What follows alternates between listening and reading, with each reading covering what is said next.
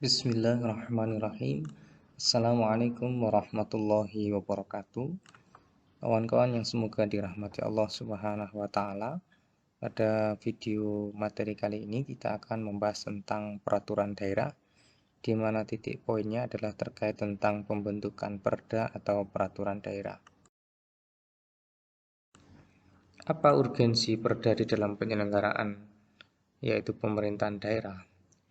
Yaitu bahwa peraturan daerah merupakan instrumen sah yang diberikan kepada pemerintah daerah dalam rangka penyelenggaraan pemerintahan daerah. Nah, terkecuali daripada itu, dia merupakan produk badan legislatif daerah sebagaimana terdapat dalam Undang-Undang Nomor 32 Tahun 2004. Nah, undang-undang yang berkaitan dengan peraturan daerah itu berkaitan erat dengan undang-undang penyelenggaraan pemerintahan daerah, di mana hal tersebut memiliki atau mengalami pasang surut. Kawan-kawan bisa lihat di sini diurutkan dari yang bawah, Undang-Undang Nomor 5 Tahun 1962 ini tentang perusahaan daerah, kemudian berganti dengan Undang-Undang Nomor 32 Tahun 2004 tentang pemerintahan daerah, kemudian berganti lagi dengan Undang-Undang Nomor 8 Tahun 2005, kemudian juga Undang-Undang Nomor 2 Tahun 2015 tentang penetapan peraturan pemerintah pengganti Undang-Undang Nomor 2 Tahun 2014 tentang perubahan atas Undang-Undang Nomor 23 Tahun 2014. Kemudian Undang-Undang Nomor 9 Tahun 2015 tentang perubahan kedua atas Undang-Undang Nomor 23 Tahun 2014 tentang pemerintahan daerah. Kemudian Undang-Undang Nomor 17 Tahun 2019 tentang sumber daya air. Kemudian Perpu Nomor 1 Tahun 2020 tentang kebijakan keuangan negara dan stabilitas sistem keuangan untuk penanganan pandemi COVID. Kemudian Undang-Undang Nomor 11 Tahun 2020 tentang Cipta Kerja. Nah, ini adalah landasan yuridis perda ya, yang berkaitan dengan yaitu penyelenggaraan pemerintahan daerah, atau maksudnya undang-undang yang terkait yang kita baca tadi merupakan landasan yuridis berkaitan dengan keberadaan perda atau peraturan daerah. Kaitannya dengan hal tersebut, di dalam pembentukan perda ada dua unsur atau elemen yang harus terpenuhi. Yang pertama yaitu unsur atau elemen formal, kemudian yang kedua adalah unsur elemen atau elemen material atau substansi. Yang dimaksud dengan elemen formal adalah proseduran pembentukan perda, yaitu berkenaan dengan kegiatan pembentukan peraturan perundang-undangan yang berlangsung dalam suatu negara tertentu, di mana prosesnya adalah sebagai berikut ini, yaitu perencanaan, persiapan yang meliputi penyusunan dan perumusan, pembahasan, pengesahan, pengundangan, dan penyebarluasan. Nah, apa penjelasan detail dari elemen formal atau prosedural pembentukan perda sebagaimana tertera di dalam slide ini akan kita bahas di slide selanjutnya.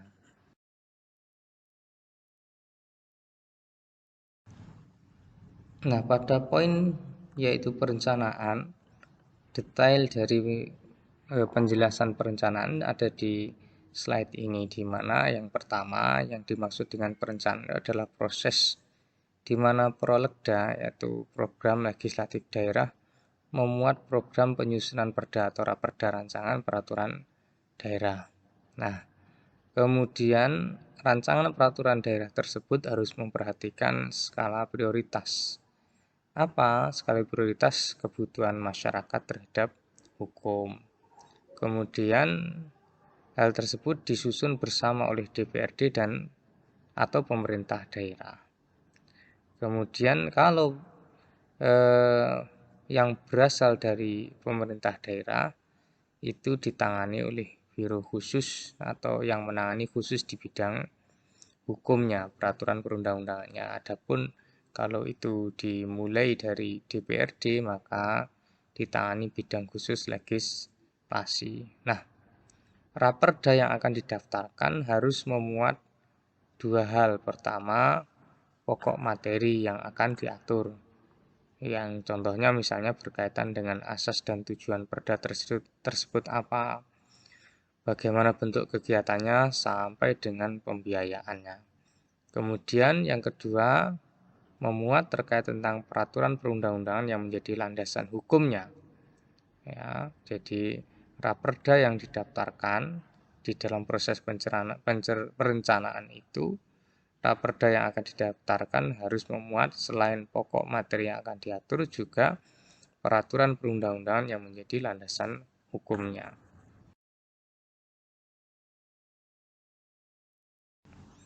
Selanjutnya adalah berkaitan dengan penjelasan kata persiapan, di mana persiapan merupakan proses kedua di dalam yaitu penyusunan atau pembuatan peraturan daerah. Di dalam persiapan itu maksudnya adalah penyusunan dan perumusan yang terdiri dari beberapa tahapan.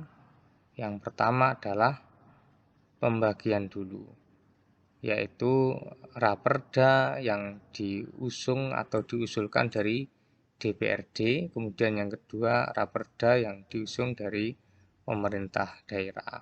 Nah, untuk yang berasal dari DPRD ini bisa diusulkan dari anggota DPRD, di mana anggota tersebut sekurang-kurangnya 5 anggota, atau komisi atau gabungan komisi, di mana hal tersebut diatur dalam peraturan tata tertib DPRD. Nah, bagaimana prosesnya? Prosesnya adalah usul disampaikan kepada pimpinan DPRD disertai penjelasan tertulis. Ya, setelah usul disampaikan, ini diterima oleh pimpinan DPRD, kemudian dibawa ke rapat paripurna DPRD setelah mendapatkan pertimbangan dari panitia musyawarah. Nah, kemudian tahapan selanjutnya, para pengusul dalam rapat, ya, tadi dibawa ke dalam rapat musyawarah. Nah, di dalam rapat musyawarah tersebut, para pengusul, baik anggota DPRD yang mengusulkan tadi atau komisi yang tadi, diberi kesempatan untuk memberikan penjelasannya. Atas penjelasan yang disampaikan oleh para pengusul itu, kemudian anggota DPRD lainnya memberikan pandangan terhadap apa yang disampaikan para pengusul. Setelah itu kepala daerah memberikan pendapat. Nah, kemudian proses selanjutnya, atas pendapat dan pandangan dari anggota maupun kepala daerah tersebut, para pengusul kemudian memberikan jawaban atas pandangan dan pendapat tersebut. Nah, setelah itu baru DPRD memutuskan untuk menerima atau menolak prakarsa atau usulan, yaitu rancangan peraturan daerah tersebut.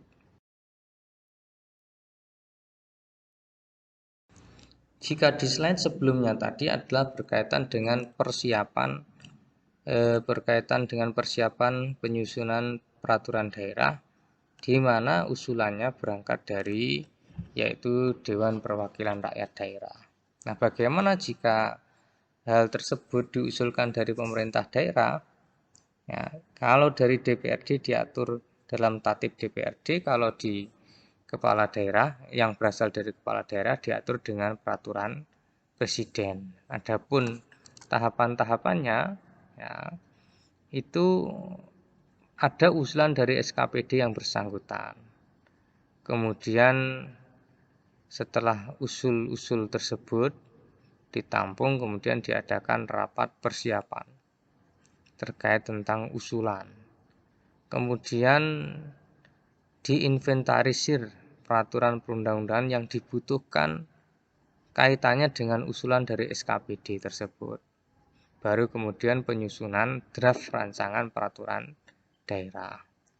Nah, penyusunan draft rancangan peraturan daerah tersebut, ya, itu dilakukan oleh tim penyusun produk hukum daerah dengan mengikut sertakan SKPD yang terkait, serta tenaga ahli yang dibutuhkan. Baru setelah itu melakukan sosialisasi dalam rangka uji publik terhadap draft Raperda yang telah disusun untuk memperoleh masukan dari masyarakat dalam rangka penyempurnaan substansi materi.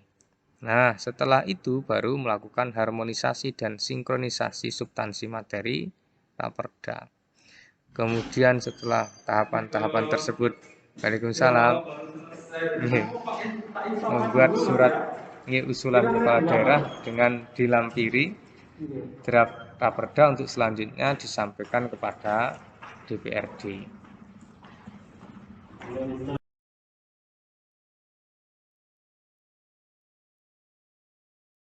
Mungkin pada suatu waktu atau kesempatan ada persoalan, yaitu ketika pemerintah daerah mempunyai usulan terkait tentang perda, begitu juga dengan yaitu DPRD. Seandainya Pemda dan DPRD mempunyai usulan yang substansinya sama, maka mana yang akan dipakai di dalam pembahasan utama? Yang dibahas atau bahan utama dalam pembahasan adalah Raperda yang diusulkan oleh DPRD, adapun yang dari kepala daerah digunakan sebagai bahan sandingan.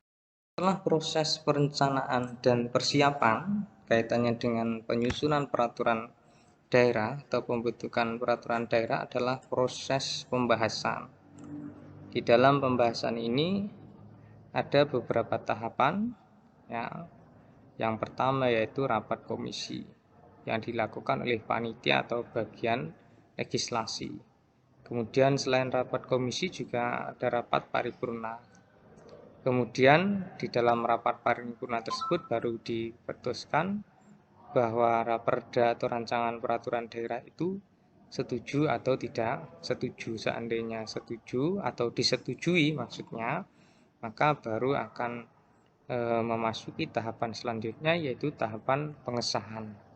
Nah, Raperda yang telah disetujui bersama dalam artian oleh Dewan Perwakilan Rakyat Daerah dan Kepala Daerah, maka ditetapkan untuk menjadi perda dengan membubuhkan tanda tangan maksimal 30 hari setelah Raperda disetujui bersama oleh kedua belah pihak, baik Dewan maupun Kepala Daerah. Nah, sebagaimana jika tidak ditandatangani oleh Kepala Daerah, maka Raperda yang sudah disetujui bersama tadi secara otomatis akan sah menjadi perda. Proses selanjutnya setelah disepakati atau disetujui kemudian disahkan, maka diundangkan atau pengundangan. Maksudnya adalah penempatan peraturan perundang-undangan dalam lembaga negara Republik Indonesia, tambahan lembaran negara Republik Indonesia, tambahan berita negara Republik Indonesia maupun lembaran daerah atau berita daerah. Ini adalah yang dimaksud dengan proses pengundangan. Terkecuali daripada itu, di dalam yaitu proses peraturan daerah, terbentuknya peraturan daerah, ada kegiatan penyebar luasan atau rangkaian kegiatan yang dilaksanakan agar khalayak ramai atau rakyat mengetahuinya, baik melalui media elektronik atau media cetak daerah yang bersangkutan. Beberapa slide di atas yang telah dijelaskan tadi berkaitan dengan unsur atau elemen pembentukan perda yang berasal atau digolongkan dalam elemen formal. Nah, untuk slide ini kita akan membahas tentang unsur atau elemen materi atau substansi, ya, di mana hal tersebut berkenaan dengan masalah pengolahan isi dari sebuah undang-undang. Hal ini berkaitan dengan beberapa hal, di antaranya adalah fungsi perda, muatan materi perda, asas perda, kemudian pembatasan. Nah, apa yang dimaksud dengan fungsi perda? Keberadaan perda itu harus memuat materinya atau substansinya berkaitan dengan pelaksanaan otonomi daerah maupun tugas pembantuan.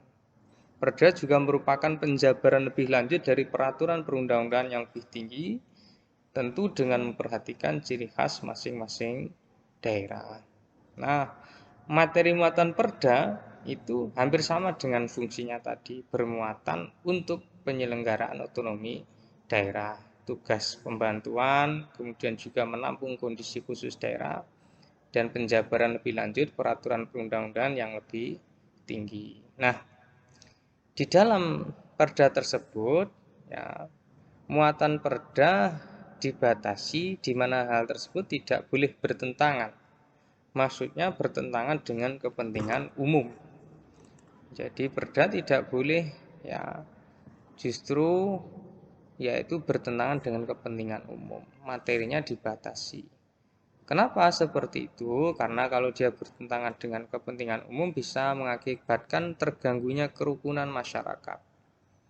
Nah, kemudian juga tidak boleh bertentangan dengan kepentingan umum yang kemudian mengganggu pelayanan umum maupun ketentraman dan ketertiban masyarakat. Kemudian peraturan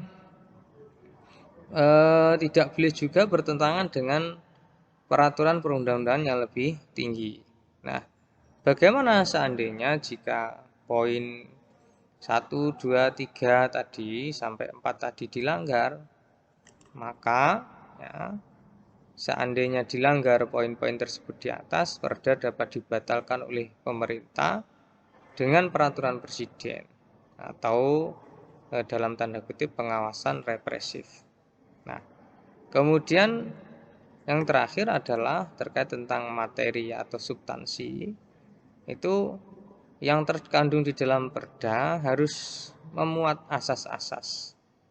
Asas-asas perda itu diantaranya adalah pengayoman, di mana perda tersebut atau peraturan daerah tersebut yaitu berdasarkan perlindungan yang menciptakan ketentraman masyarakat, justru bukan yang menciptakan keresahan di dalam masyarakat.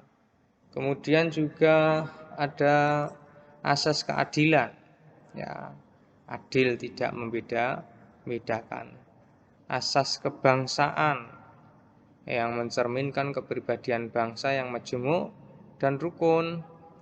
Kemudian selain daripada tersebut ini ada asas kekeluargaan, di mana mencerminkan musyawarah dan mufakat. Juga ada asas kenusantaraan, asas Bhinneka Tunggal Ika, ya, juga asas kesamaan yang tidak membedakan berdasarkan ras, suku, dan lain sebagainya, asas ketertiban dan kepastian hukum, maupun juga asas keseimbangan, baik kepentingan individu maupun masyarakat, bangsa, dan negara.